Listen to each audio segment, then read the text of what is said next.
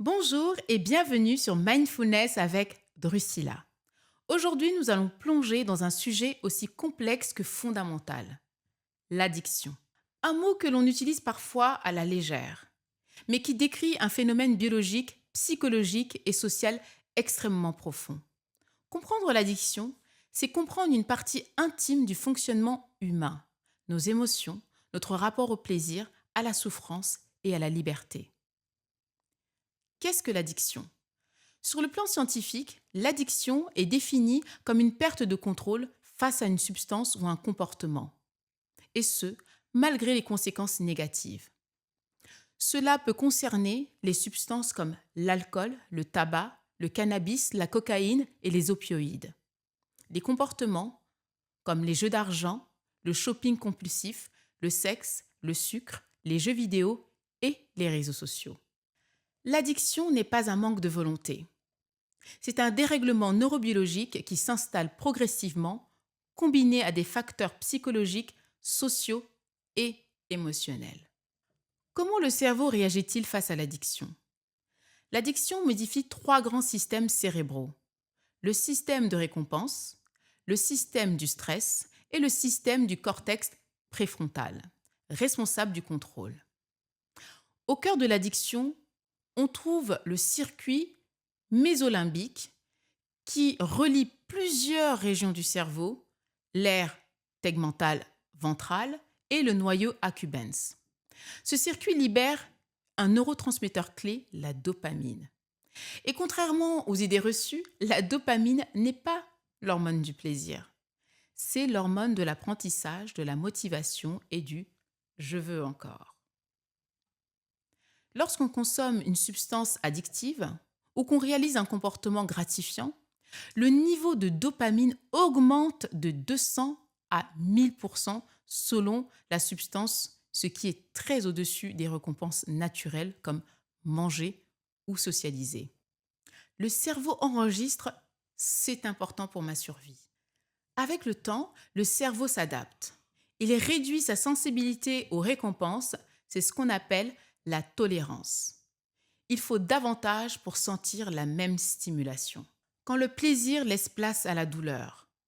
Ce qui commence comme une recherche de plaisir devient avec le temps une fuite du mal-être.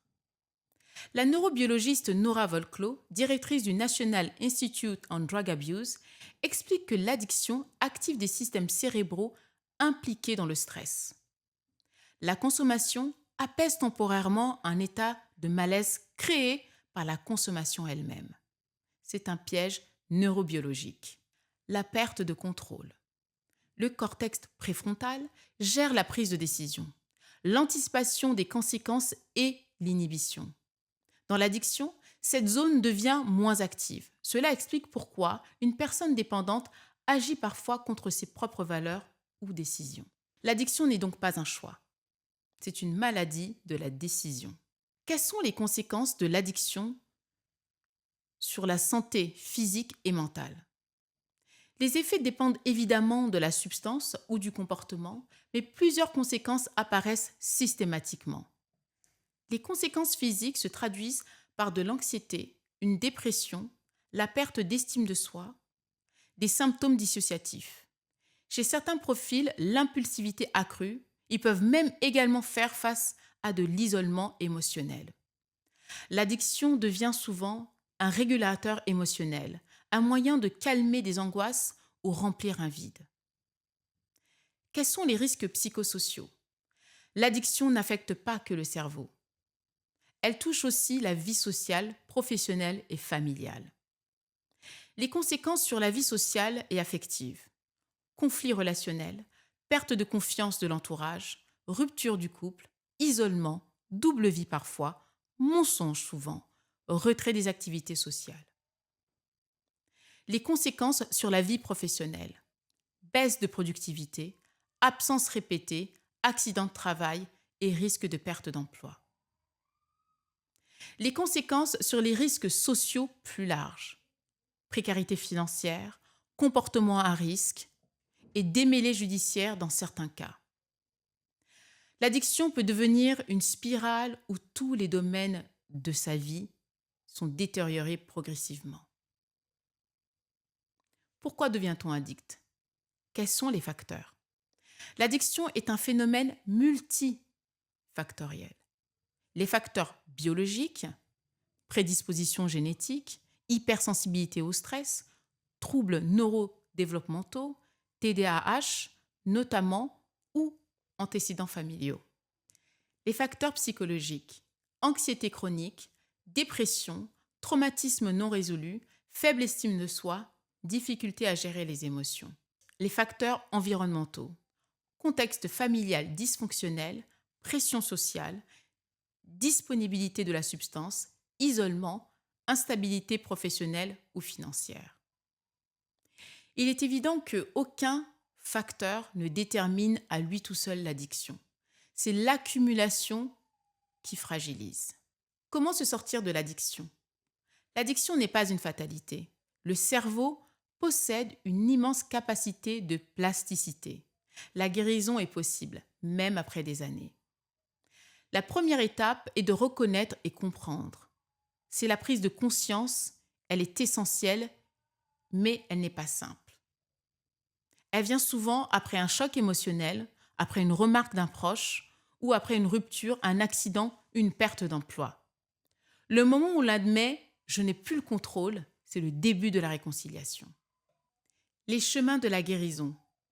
Les thérapies scientifiquement validées, thérapie cognitivo-comportementale, elles travaillent sur les pensées automatiques, les émotions et les comportements, très efficaces pour comprendre les déclencheurs et construire de nouveaux schémas. Entretien motivationnel, approche douce, non jugeante, centrée sur le renforcement de la motivation interne.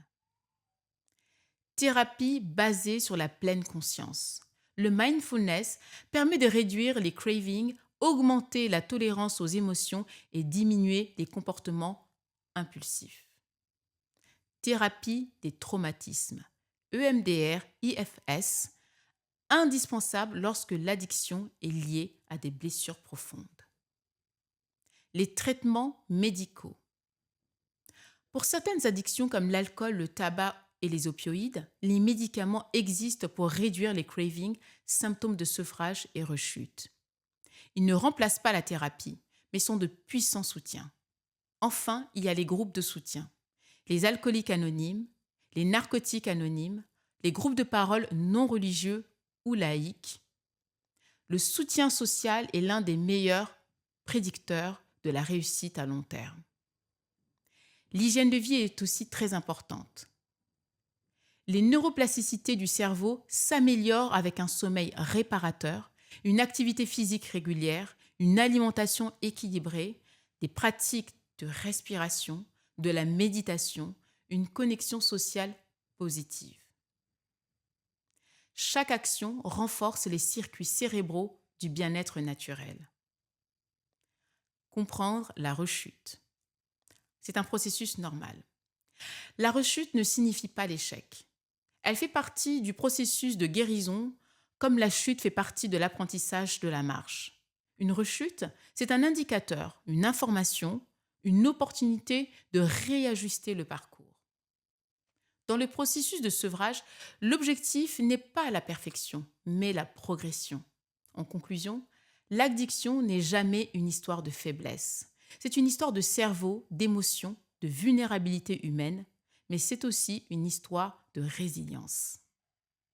Avec un bon accompagnement, les bonnes ressources et surtout une alliance thérapeutique solide, une personne peut réapprendre à créer du plaisir autrement, à se reconnecter à elle-même, à ses valeurs et à ses relations.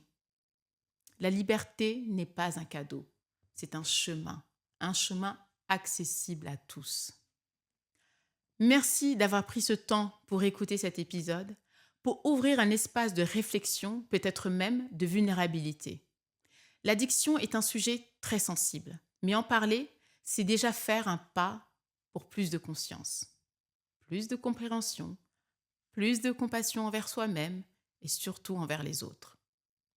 Si quelque chose dans cet épisode a résonné en vous, rappelez-vous une chose essentielle, vous n'êtes pas seul. Il n'y a aucune honte à demander de l'aide, à avancer doucement, à tomber parfois, à se relever, car le chemin du changement n'est pas linéaire, il est humain. Prenez soin de votre corps, de votre mental et de vos émotions. Entourez-vous de personnes qui vous soutiennent. Et n'oubliez jamais que chaque petit pas compte. Merci d'être là. Merci d'écouter et merci de faire partie de cette aventure. Si cet épisode vous a appris, n'hésitez pas à le partager et à me laisser un commentaire. On se retrouve très bientôt pour un nouvel épisode et d'ici là, prenez soin de vous.